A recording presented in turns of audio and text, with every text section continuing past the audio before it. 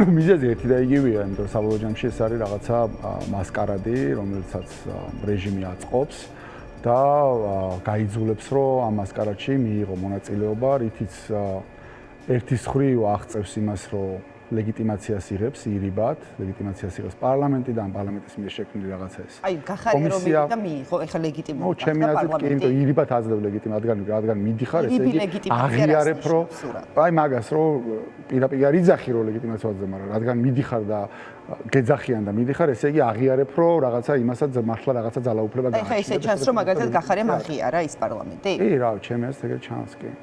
და ნუ ეს კომისიაც ეგ არის ხო ამ პარლამენტის მიერ, თვითონ პარლამენტის მიერ შექმნილი რაღაც კომისია და გეუბნებიან რომ აქ უნდა მოხვიდე და პლუს გემუქრებიან რომ თუ არ მოხვალ ჩაქვსამ ციხეში ხო და მე ჩემი პრინციპული პოზიცია არის რომ ეგეთ მასკარადში, არც ეგეთ მასკარადში მონაწილეობა არ მივიღო.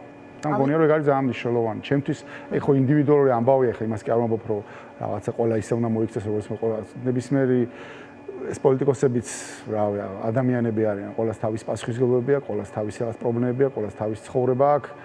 ყველა ესე მიიღებს აქედან გამომდინარე გადაწყვეტებას, მაგრამ ჩემთვის ეს არის პრინციპული ამბავი და მე ვიყავი პირველი, ვინც საჯაროდ თქვი, რომ არც კომისიაზე მივარ და რაც არ უნდა დამაკისრო, არც იმას არ გავაკეთებ, შემოსაც არც გირაოსაც არ ვიხდი. კი ბატონო, რას ელოდები მაშინ 20 აი, კიდე უფრო გასაგებად რა ახსნა. იმის გამო, რომ de facto ძალაუფლება არის ამათ ხელში, ამათ შეუძლია ბევრი რაღაცები აკეთონ, მაგრამ ეს არ ნიშნავს, რომ შენ უნდა მიიღო იმათ გაკეთებულ რაღაცებში მონაწილეობა, ხო? მათ შეუძლიათ, რომ პირობითად მიიღონ კანონი და თქვან, რომ ხვალიდან თუ არ ვიცი, ერთი კვირის თავზე ყველა პოლიტიკოსმა უნდა იაროს წითელი კლოუნის ცხვირით. აი, შეუძლიათ მიიღონ რა, უყრიან კენჭს და მიიღებენ რა და თუ არა და დავიჭერთ რა. ხო და რა უნდა ქნა ერთი კვირის თავზე უნდა დაიწყო წითელი კლოუნის ცხვირით სიარული? ხო რა მე მგონია რომ არა, ჩემთვის არის პრინციპული ამბავი, იგივე რაღაცა არის ის რაც არის ეხა ეს რაღაცა კომისიაზე არ მოსვლა და ეხა რაღაცა მოიტანე 20,000 გადაიხადე. გინდა კლოუნის ცხვირი დაგიმაგრებია და გინდა ეს გაიკეთებია. ჩემი აზრით არანაირი განსხვავება არ არის, რაღაცა სისულელე მოიგონეს და გეუბნებია რომ ამას თუ არ გააკეთებ, ამის გამო დაგჟი. ხო რავი, დამსაჯო. ხო, აი რას ელოდები მაშინ 22 მაისს აი რაღაცა მზად ხარ იმისთვის მათ შორის ფსიქოლოგიურად რომ არ ვიცი 22-ში რომ მიხვალ სასამართლო პროცესებს სხვათა შორის არ გიშვებდნენ ბოლო დროს ამ ამბავსაც შევეხებით თურმე დაგიწყევლია იქ ვიღაცები მაგრამ აი რომ მიხვალ სასამართლო პროცესზე არ ვიცი შეიძლება იმ დარბაზიდან გარეთ კი არ გამოხვიდე საერთოდ სხვა სიტუაციაში აღმოჩნდა მზად ხარ თუ არა ამისთვის მოდი პირველი ამას კითხავ ნუ არ ვიცი ამისთვის როგორ უნდა მოემზადო, ხა დაკავებული ყოფილვარ და წინასწარი დაკავების იმაში ღამეებიც გამიტარებია. ხანძლივად ესე დაკავებული არ ყოფილვარ. ნუ რავი, ვფიქრობ მაგას, თუ მომზადება არის ის, რომ რაღაცა იფიქრო ამაზე და განეწყო, ხო, არ ვიცი, განწყობა რამდენად გამოდის, არ ვიცი, უფრო მეტად მეფიქრება იმაზე, რომ რაღაცა ბევრი რაღაცა ვალდებულები და პასუხისმგებლობები მაქვს და ეს რაღაცები როგორ მოვაგვარო, ჩემი თავი უფრო ამით არის დაკავებული, ვიდრე იმითი, რომ ეხა რაღაცა იქრა იქნება. იქრა იქნებაზე რავი, ნაკლებად ვფიქრობ, რავი, ხა მართლა რაზეა ჩემ შემთხვევაში ლაპარაკი არის, ხა რაღაცა წინასწარ დაკავებას და მე შეიძლება მაქსიმუმ ერთი წელი მომისაჯონ ამ რაღაც სიგიჟის გამო და იქ ყოველ დღე სასამართლოში დავდივარ, სადაც რავი პატარა ბიჭები ყავთ დაჭერილი და იმათ შეიძლება რა 8-დან 20 წლამდე მიუსაჯონ არაფრის გულისხმობ. შორის ადამიანები ყავთ, რომლებიც ზოგი ნაცემია და ისე ყავთ დაჭერილი, ზოგია რომელსაც ნარკოტიკები ჩაუდეს და მართლა 20 წლამდე პატიმრობა ემუქრება და ამ შემდეგ. ამ რაღაცებს რო უყურებ, ეხა საუბარიც კი რაღაც იმაზე, რომ წინასწარი დაკავებით დამაკავონ, რავი, არაფერი ისეთი არ არის. კი ბატონო 54 პოლიტიკური პატიმარი ყავს ბოლო 1 წლის განმავლობაში ბიძინა ივანიშვილის რეჟიმის პირობებში და თვის ბოლომდე თქვენი ჩათვლით შეიძლება ისეთი ვითარება მივიღოთ რომ 58-მდე გაიზარდოს ეს მონაცემები გულისხმობ ამ შემთხვევაში თქვენ გვარამიას, ნიკამელიას და გიორგი ვაშაძეს რომლებმაც ვაშაძესაც ასევე ჯერჯერობით არ გადაუხდია არ ვიცი რას ვიზავს მაგრამ თქვენ შემთხვევაში ვიცი რომ კატეგორიულად არაპირებთ გირაოს გადახდას აი თვის ბოლოს რომ გვეყოლება 58 პოლიტიკური პატიმარი. აი, რა გავლენა შეიძლება იქონიოს პოლიტიკური ლიდერების პატიმრობაში ყოფნა. ამამ შეიძლება რაღაცნაირად სიტუაცია დაძაბოს იმ კუთხით, რომ გაართულოს ბიძინა ივანიშვილის დამარცხება, იმიტომ რომ მივიღოთ ზუსტად ისეთი მოცემულობა, როგორ შეფასებებსაც თქვენ აკეთებთ, რომ ივანიშვილს უნდა ამ ქვეყნისგან ბელორუსი გააკეთოს და ზუსტად იგივე სურათი, თუ დამძიმდება ვითარება ისე, რომ გამარტივდება რაღაცნაირად მისი დამარცხება. ანუ ეს თქვენი გააზრებული გადაწყვეტილება, რომ თუნდაც ერთი წლით მიდიხართ ციხეში, აი რა არის ის, რამაც შეიძლება რაღაცა, არ ვიცი, რაღაცაერთ ეს ხო თავგანწირვა არის. შეიძლება ვიღაცას ის რაღაც გადაჭარბებულ შეფასებად მოეჩვენოს, მაგრამ თავგანწირვა აი რისთვის, აი რა უნდა მოიტანოს ამან? ნუ პოლიტიკური შედეგის თვალსაზრისით რაც შეიძლება ვივარაუდოთ არის ის, რომ ერთი რომ გასაგები გახდება ყველასთვის, მათ შორის ქვეყნის გარეთაც, რომ ეს რეჟიმი გადავიდა შემდეგ ფაზაში, ანუ რეპრესიული ზომების მიღების თვალსაზრისით, რაც ჩემი აზრით კიდევ უფრო გაამყარებს არაღიარების პოლიტიკას გარედან, რასაც ახლა ვხედავთ, არჩევნების შემდეგ გავიდა ეგრეთ წოდებული არჩევნების შემდეგ გავიდა უკვე ნახევარ წელზე მეტი მე მგონი და ვხედავთ რომ არავინ ამათ რეჟიმს არ აღიარებს და ვერანაირი აღიარებები გარედან ვერ წამოვა, თუ ეს ნაბიჯები გადაიდგმება, ეს ჩემი აზრით გააძლიერებს სანქციების თვალსაზრისით რა პოლიტიკური მოსაზრებიც არსებობს ახლა დასავლეთის წრეებში იმას, ანუ უფრო მეტი სანქციები წამოვა სავარაუდოდ. ჩემი აზრით ძალიან გაურთულებს ნებისმიერს ამ ქვეყნის შიგნით, ვისაც ახლა თავში კიდე აზრად უდევს, რომ ოქტომბერში დაგეგმილია რაღაცა, რომელსაც ისინი ეძახიან არჩევნებს, მაგრამ სინამდვილეში არანაირი არჩევნები არ იქნება, მაგაში მონაწილეობის მიღება გაურთულდება ნებისმიერს. ხო, გახარია ვინც არ უნდა იყოს ახლა, გახარია შემთხვევაში არავის ჯერ გასაგებად არ უთქვამს, რომ იღებს ესე მონაწილეობას. ნუ ის უფრო თამამი ჩანს ამ ამბავში, ესე ხო, შეიძლება არ უფრო ჩანს რიტორიკაში, უფრო იქით იხრება, ვიდრე არ მონაწილეობისკენ, თუმცა გადაჭრით მასაც არ უთქვამს და არც მის წარმომადგენლებს არ უთქვამს, რომ ეჭველი იღებენ, მაგრამ ეს პროცესი გართულდება, ჩემი აზრით, გაურთულდება ნებისმიერს. პროტესტს რაც შეეხება ბოლო ალბათ ერთი ორი თვე არის, როცა მე მქონდა კომუნიკაცია სხვადასხვა აქტივისტურ ჯგუფებთან, ან სამოქალაქო სექტორის წარმომადგენლებთან, ან უბრალოდ რა ცნობად ადამიანთან, რომელიც ამ პროტესტში იღებენ მონაწილეობას და როცა არის ხოლმე დისკუსია ამაზე და ხშირად ისმის ხოლმე ოპოზიციური პარტიების და ოპოზიციური ლიდერების კრიტიკა საჯარო სივრცეში ჩანს, ხო? რასაც აქვს საფუძველი, ცხადია, თუმცა ყოველთვის ჩემი კითხვა მადამ იყო ხოლმე ბოლოს უსვამდი ხოლმე ამ კითხვას, რომ ოკეი, აი რამდენია ეს ოპოზიციური პოლიტიკური ლიდერი, 20 ადამიანია, 30 ადამიანია? აი წარმოგიდგენთ რეალობა, რომ აღარ არის ეს 20 და 30 ადამიანი. რაღაც მიზეზის გამო, პირობითი შეიძლება გამოვედით 20 ადამიანი და ვიძახით, რომ აღარა ვართ. ან დაგვიჭირეს ყველა რა. მაშინ რა ხდება? ხო და ამაზე ფიქრი ამ ადამიანებში მანამ სანამ არსებობენ პოლიტიკოსები, რომლებიც აქტიურობენ რაღაც საკეთებენ, თუნდაც შეიძლება უკმაყოფილო იყო მაინც. ნაკლებად არის, იმიტომ რომ რაღაცნაირად ეს წარმოდგენა ამ რეალობის, როცა ეს ადამიანები შეიძლება არ იყვნენ, ცოტა რთულია ხოლმე და მაგ ნაწილში მგონია, რომ ბევრი ადამიანი დაიწყეს მაგაზე ფიქრს, რომ როგორ ვაგრძელებთ ბრძოლას. როცა აღარ არსებობენ, აი რა, დაჭერილები არიან ციხეში. არა მე რა ხდება? ამის მერე მეტი პასუხისმგებლობის აღება მოუწევს ბევრ ადამიანს, რომელსაც რაღაცა ნდობა აქვს საზოგადოების თუნდაც რაღაცა ნაწილში და რომელიც რეჟიმთან არის დაპირისპირებული.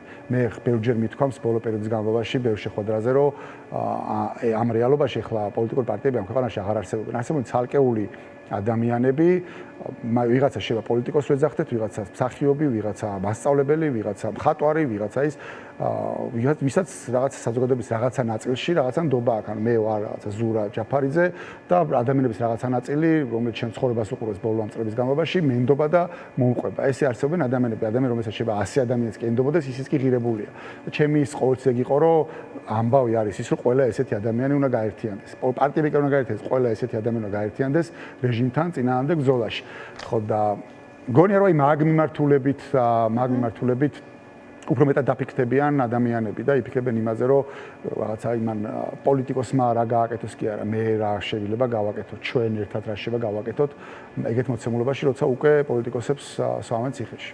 და არ უყვართ ხოლმე ძირითადად პოლიტიკოსებს რაღაცა ესეთი რაღაცა ჰიპოთეტურს ეძახიან ესეთ შეკითხვებს რო ვსვამ, მაგრამ აი დაუშვათ რომ ამან ესე არ იმუშავოს, როგორც თქვენ ფიქრობთ და პირიქით მოხდეს და რაღაცა უფრო მეტად შიში გაჩნდეს ადამიანებში, რომ აი პოლიტიკური ლიდერებიც კი დაიჭირეს და მაშინ რიგით მოქალაქეებზე საერთოდ რა ვიცი, აი რა ის უნდა ქონდეს. აი რო არ იმუშავოს ამ ამბავმა. აი მე მგონი რომ ეგ ამბავი გადალახული არის, იმიტომ რომ ეს ადამიანები, რომლებიც ახლა არიან დაჭერილები, თუ კი ვინმე ამათ პროცესებს თვალყურს ადენებს, ცხადია, რომ არიან სულად უდანაშაულო ადამიანები დაჭერილი. ანუ არ არსებობს ეხლა წინა ამ კვირაში იყო ორი პროცესი, სადაც ერთ შემთხვევაში 8 ადამიანი იჯდა განსაჯდელის სკამზე, მეორე შემთხვევაში 11 ადამიანი იჯდა და ერთი და იგივე პოლიციელები მოდიოდნენ და ერთი და იგივე ადამიანები იზრდებოდნენ ჩვენებას. და მთელი სცენა იყო დადგმული ის, რომ ეს პოლიციელები ყვებოდნენ როგორ მიიღეს დაზიანებები, ორივე პროცესზე ვერც ერთ კონკრეტულ ადამიანს 19 ადამიანი და ხელს ვერ ადებდნენ, რომ აი რაღაც ამან დამაზიანა. და სურათს ხატავდა სამთავრობო პროპაგანდა, რომ პოლიციელები ყვებიან რაღაც საკუთარ ტრაგიკულ ისტორიას, როგორ მიიღეს დაზიანებები და აჩვენებენ მე იმათ კადრებს, როგორ იჯენ ისინი განსაჯდელის სკამზე, რომ ადამიანებს დააჯეროთ, თითქოს ისინი არიან დამნაშავეები. იმის თქვა მინდა, რომ ის რომ შეიძლება დაგიჭირონ, ის რომ შეიძლება დაგაჯარიმონ, ის რომ შეიძლება ციხეში ჩაგდონ, ის რომ შეიძლება ჩაგიდონ რაღაც ნარკოტიკი და ამის გამო შეიძლება მრავალი წელი.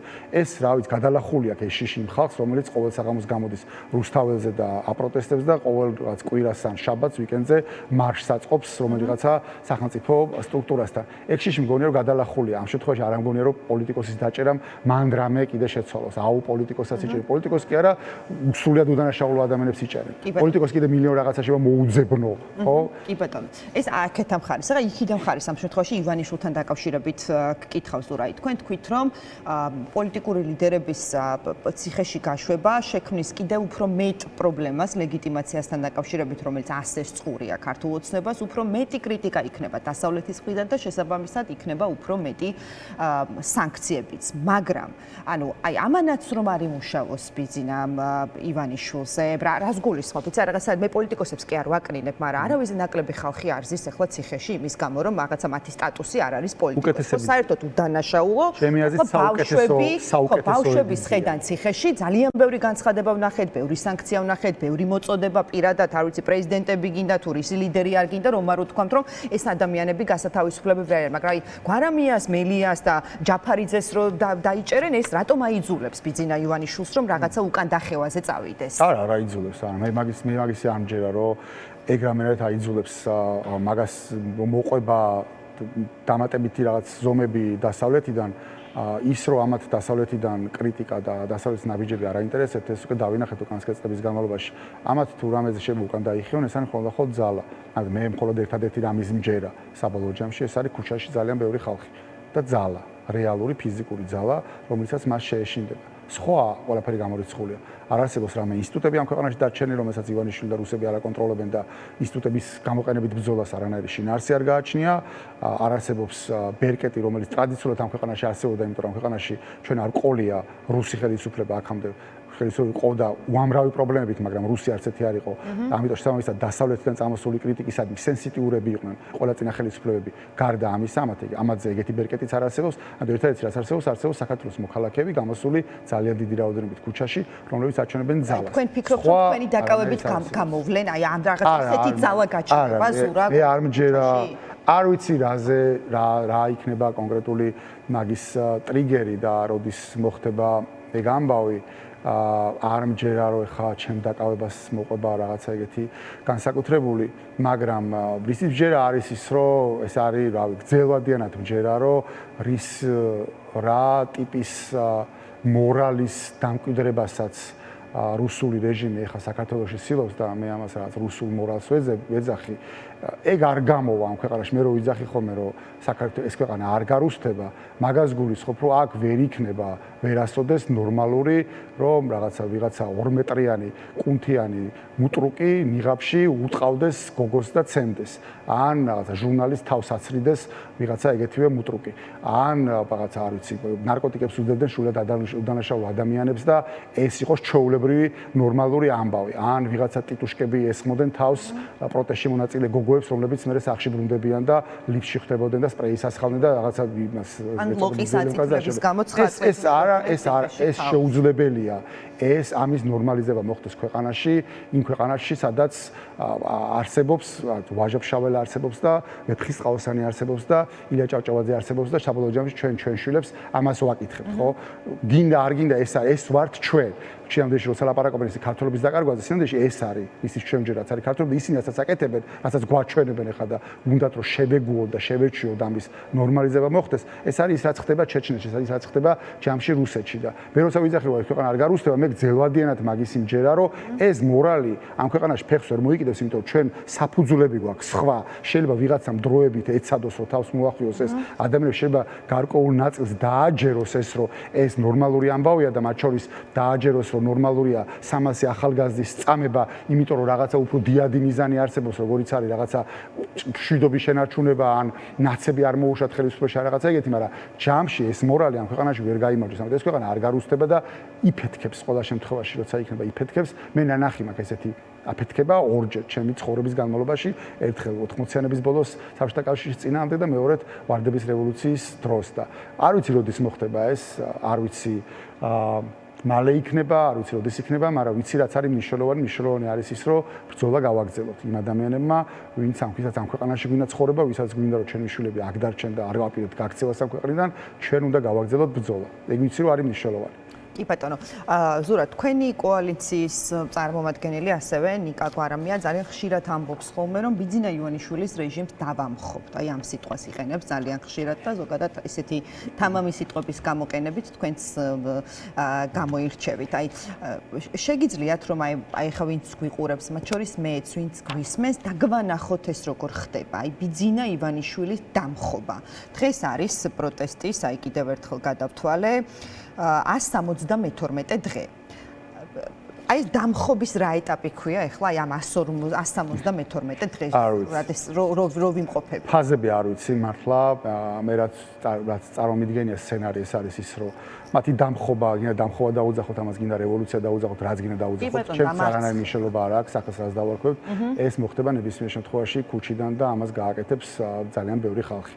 სხვანაირად ესეთი ტიპის რეჟიმები არ მიდიან. ამას ჭირდება დაპირისპირება, ჭირდება ფიზიკური ძალა, ბევრი ადამიანი. როგორ უნდა მივიდეთ მაქამდე, ეგ არის ყველაზე მნიშვნელოვანი კითხვა ჩემი აზრით, რომელიც დღეს უნდა ისმოდეს ყველგან და რომელსაც გისვავენ რუსთაველზე, როდესაც იქ ხარ, ეს მოპროტესტი ადამიანები, ან გისვავს ნებისმიერი ადამიანი, რავი, მეზობელი შეხვდება ლიფჩი თუ ეზოში შეხვდება ვიღაცა თუ სადაც, ყველა საინტერესებს საბოლოო ჯამში ეგ, რომ როგორ მივდივართ გამარჯვებამდე. ჩემი აზრით ამას ჭირდება ორი რამე. ერთი ჭირდება გარედან ის, რაც გვაქვს ახლა, რაც გვიჭირავს ხელში, ეს არის არაღიარება, ეს არის სანქციები, ეს არის პრინციპული პოზიცია ჩვენი დასავლელი მეგობრების, ის რომ არსებობს უმაღლესი დონის შეხვედრები და ასე შემდეგ. კიდე რაღაცეები არის ისი გაკეთებაც იმათ შეუძლიათ, რაზეც ველაპარაკებით, რაც ხელს შეუწყოდა ამ პროცესს. ქვეყნის შიგნით მე არ ვიცი არც ერთი სცენარი, რომელიც შეიძლება განხორციელდეს, თუ ჩვენი ძალები იქნება დაქსაქსული. მე ვერ წარმოვიდგენ ეგეც არის. მე მგონია რომ მინიმუმის მინიმუმი წინაპირობა არის ის, რომ უნდა მოხდეს ძალების კონსოლიდაცია. და ამაში კიდევ ხშირად არის გულისხმობა, მაინც და მაინც რაღაცა მარტო პარტიები და რაღაცები კიდევ ვიმეორებ, ჩემი აზრით ახლა ამ ქვეყანაში პარტიები აღარ არსებობენ. ამას ჭირდება ყველა ადამიანის, რომელიც რეჟიმის წინააღმდეგ იბრძვის და რაღაცა ავტორიტეტი და წონა გააჩნია საზოგადოების თუნდაც პატარა ნაწილში, ყველა ეგეთი თავების გაერთიანება და პირველ რიგში ერთად ფიქრის დაწყება და მსჯელობა ბრეინსტორმინგი. ეს კონსოლიდაცია ჩემი აზრით ახლა მიდის. ხდება, ანუ რაღაცა ესე კი არ ხდება, რომ ყველა ერთად შევიკრიბებთ და დავჯექით, მაგრამ პროცესი მგონია რომ მაგისკენ მიდის, არსებობს ერთი ფორმატი სალომე ზურაბიშვილთან, სადაც შეკრება ხდება და იქაც მარტო პარტიები არ არიან, სხვადასხვა სოციალური ჯგუფები არიან ჩართული და იქაც ხდება რუსთაველზე ყოველ საღამოს არის ეგეთი ამბავი, პაატა ბუჭულაძე კრებს ყოველ კვირაში ადამიანებს და ყოველ შემთხვევაში 50-60 ადამიანია, სადაც ასევე მიდის დისკუსია და მსჯელობა იმაზე, რა შეიძლება იყოს გამოსავალი და რაღაცა იდეები არის მათ შორის, რომელიც იქ ჟღერდება, ანუ რაღაცნაირად ეს დაკვეთა ადამიანების ხედვა ზურა, აი რამე ხედვა სად დაიდო, მაგრამ მაშინ ასე დავს, რამე ხედვა, აი კონკრეტული რაღაცა ხედვა, აი ვეიხა რომ ვიღაცა რომ გვიყურებს იმას რომ რაღაცა დავაჯეროთ, რომ ივანიშვილის დამარცხება რეალურია, აი ესეთი ხედვა სად დაიდო, ზურაბიშვილთან, ბურჭულაძესთან რომ იკრიბებით, რუსთაველზე რომ ელაპარაკებით ერთმანეთს თუ სად? შეთანხმებული, შეჯერებული ხედვა ამ წუთისთვის არ დევს, იმიტომ რომ ჯერ ეს პროცესი არ არის მისული მაგ ეტაპამდე, მაგრამ მე მჯერა რომ რაღაც მომენტში ეს პროცესი მივა მაგ ეტაპამდე და დაიდება საბოლოო ჯამში შეჯერებული, შეთანხმებული, გასაგები ერთიანი ხედვა, რომელიც იქნება როგორც საგარეო ნაწილი, ისე ქვეყნის შიგნით რაღაც ნაწილი. მივალთ მაგამდე. სხვანაირად რო შეუძლებელია სცენარის განვითარება. ეს რაღაც გარდაუვალ ამბად ჩემი აზრით კი, თუ ჩვენ ვაგრძელებთ ბრძოლას, ეგ არის გარდაუვალი რომ აქამდე მივალთ. მაგის ალტერნატივა არის რომ ჩვენ ბრძოლას წყვეთ, ხელებს უშევთ და ეს ქვეყანა ხდება რაღაც ბელორუსის მაგვარი. მე უბრალოდ მაგ სცენარის არ მჯერა. კი ბატონო და ეს რაღაცა მესმის რომ რთული პროცესია, ეს რაღაცა კონსოლიდაცია მათ შორის, ყველანაირი სპექტრის ივანიშვილისადმი კრიტიკულად განწყობილის, მაგრამ ყველანაირი სპექტრის, მათ შორის შეიძლება, რა ვიცი, ისეთ ადამიანებთან მოგიწიოთ გვერდი-გვერდით ზომა, რომლებიც საერთოდ არ მოგწონდეთ, არ გიყვარდეთ და ეს არც არის ვალდებული საქმისთვის, მაგრამ მაინც ხო და აი აქამდე რატო ვერ მოხერხდა? აი 172 დღე ტყუილ არ ვამბობ მე აი ამ დღეების რაოდენობა. 172 დღე არ არის ცოტა დრო, ხო? ნუ პირადად ჩემთან თუ არის კითხვა, მე ამ თემაზე ვლაპარაკობ 2022 წლის აპრილიდან, მე და ლაკა ვიყავით პირველები, ვინც დავიწყეთ საუბარი იმაზე, რომ ძალების კონსოლიდაცია არის აუცილებელი. მე მათ შორის ღია და საჯაროდ ხარდამჭერი ვიყავ, რომ ჯერ კიდე საპარლამენტო არჩევნებამდე მომხდარიყო ეგეთი რაღაცა, მაგრამ ნუ რა ვიცი, ადამიანებს ჭირდებათ რაღაც ეტაპების გავლა, რაღაცების გადააზრება, რაღაცების სხვანაირად დაანახვა, ბევრს დასჭირდა დღეს ნახავთ რუსთაველზე ადამიანებს, რომლებიც ღიად გეუბნებიან, რომ ისინი არ იყვნენ რაღაცა გაერთიანების და დიდი ერთობის და კონსოლიდაციის ხარდამჭერები, მაგრამ ეხლა რომ დაინახეს, რომ რეჟიმი გახდა ზედმეტად რეპრესიული, უკვე ხედავენ, რომ სხვა გზა უბრალოდ არ არის, იმიტომ რომ ცალ-ცალკე რეჟიმს შეუძლია გაანადგუროს ყველა. და ხო რავი, ეხლა ამოიკითხეს ჩვენ გერბზე რაც წერია. ანუ რავი, სხვადასხვა ადამიანს სხვადასხვა დრო და ისჭირდება, რომ რაღაც აზრამდე მივიდეს და კიდე გავიმეორებ თუ ჩვენ ბრძოლას გავაგრძელებთ და მე მჯერა რომ გავაგრძელებთ, იმიტომ რომ მე ვერ ხვდები როგორ შეიძლება გავჩერდეთ და როგორც მე ვერ ხვდები როგორ შეიძლება გავჩერდეთ, ისე ვერ ხვდება ყველა ის ადამიანი, რომელიც საღამოს რუსთაველზე გამოდის, რომელიც დღეს ვერ ხედავს სად მიდის ეს გზა კონკრეტულად, მაგრამ მიუხედავად მაგისა, სახში ვერ ჩერდება, იმიტომ რომ სახში გაჩერდეს ზუსტად ის მერე საწავა ეს გზა. ხო, ამიტომ თუ ჩვენ ბრძოლას გავაგრძელებთ, ეს ბრძოლა გარდაულად მივა მაგ ეტაპამდე, როცა ამ ძალების კონსოლიდაცია მოხდება. სხვანაირად უბრალოდ შეუძლებელია, მაშინ ალტერნატივა არის ის, რომ უბრალოდ გავჩერდით და ვაღიარეთ, რომ დავმარცხდით, რაც მე არ მჯერა რომ მოხდება. კი ბატონო, ივანიშვილთან დაკავშირებით მინდა გკითხოთ ზურა, აი რამდენი წელია უკვე პოლიტიკაში ხართ და ბიძინა ივანიშვილს უპირისპირდებით ებრძვით, აი ამ გამოცდილებიდან გამომდინარე თქვენი დაკვირვებით, აი რა არის ის, რაზეც ყველაზე მეტად უწევს ბიძინა ივანიშვილს, რომ რაღაცა რეაგირება მოახდინოს, აი რა ткენს ყველაზე ძალიან. ქვეყნის გარეთ გასაგებია ეს სანქციები კი არ იმჩნევს, მაგრამ ძალიანაც ნერვიულობს, მაგრამ აი ქვეყნის შიგნით და აი როგორ უნდა მოვახერხოთ, რომ რაღაცა იძულებული გახდეს მაინც, რომ აი საერთოდ ჩემი წინასწომრები ამბობდნენ გადაცემაში, რომ ის იმდენად პოლარიზებულ გარემოში ვართ, რომ რაღაცა ადამიანიც კი არ არსებობს, რომელიც შეიძლება შუამავალი იყოს, რომ რაღაცა არ ვიცი, რაღაცის თქმა რომ დაგჭირდეს, თუნდაც ქართული ოცნების წარმომადგენლებთან ან თავად ბიძინა ივანიშვილთან. ხო და აი რა შეიძლება იყოს ის, რაც ივანიშვილს გადაადგმევინებს რაბიც, რომ მინიმუმ აი იცი რა დავილაპარაკოთ. შეიძლება რაღაცა არ ამბობს, რომ კაპიტულაციას ვაცხადებ ბატონო და პატიმრებს უშვებ, არჩევნებს დაგინიშნავ იმისთვის, რომ ჩემი მარცხი გავაფორმო, მაგრამ აი იძულებული გახდეს, რომ მინიმუმ დაგელაპარაკოთ. წინააღმდეგობა. ისაც ხდება რუსთაველზე ყოველ საღამოს, ისაც ხდება ყოველ ვიკენდზე, რომელსაც რამდენიმე ჯგუფი აორგანიზებს ეს მარშები, წინააღმდეგობის სხვადასხვა ფორმები, სხვა არაფერი. ერთადერთი ეს არის კიდე გავიმეორებ წინააღმდეგობა, რომ მათ შეიძლება აიძულოს ივანიშვილი და რუსები. კი, ოღონდ ჯერ არა ეს არ არის ჩემი აზრით საკმარისი, ანუ ამაში მასშტაბების გაზაჭირდება ბევრად მეტი ხალხი ყველა ქალაქებში. მასშტაბების გაზის ისაც აღარ ველაპარაკე. მასშტაბის გაზის თუ ადამიანები დაინახავენ ძალას, რომელიც გაუჩეს მათ რწმენას, რომ აი ამ ძალას თუ გავყვებით, ჩვენ ყველამ ერთად. პირველ რიგში ალბათ მაინც პოლიტიკოსებმა, მაგრამ ჯამში ყველამ ერთად. ჯამში ყველამ ერთად უნდა დაინახო, რომ ანუ შეუძლებელია ვინმე დაიჯეროს ახლა, რომ მარტო ჯაფარა არის ივანიშვილის და რუსების მომგები. მაგის არ ჯერ არავის არ ქვეყნის შიგნით და არ ქვეყნის გარეთ. შეუძლებელია ჯაფარაზე კი არ არის, ნებისმიერი სხვა პოლიტიკოსი აიღე და იგივე არის. შეუძლებელია, იმიტომ რომ ვერც ერთი ვერ გამოასხიებს იმის საკმარის ძალას. არავის ამ ქვეყანაში ამ წუთში არ აქვს იმხელა პოლიტიკური კაპიტალი, რომ ეს შეძლოს. არავის ამ ქვეყანაში არ აქვს, მათ შორის იმხელა ფინანსური კაპიტალი, რომ ეს შეძლოს. ან ერთი გჭირდება, ან მეორე, ან ორივე ერთად. და ვერც ამას ვერ შექმნი ამ რეალობაში, ვინც არ უნდა მოიყვანო. დიმიტრი გელოვანი რო გამოიყვანო, ეხლა ერთ კვირაში პროპაგანდა გაგინადგურებს და დაიყვანს რაღაც დონემდე და მორჩა. ანუ ერთადერთი გამოსავალი მანდ არის ის, რომ ძალა აჩვენო იმით, რომ ყველა, კიდე გავიმეორებ, ეს არის მარტო პოლიტიკოსები. ყველა აქეთ ხარეს ვაშაძეს უყურს ხოლმე ჩემთვის ამის თქმა, მაგრამ მართლა ეგრე არის.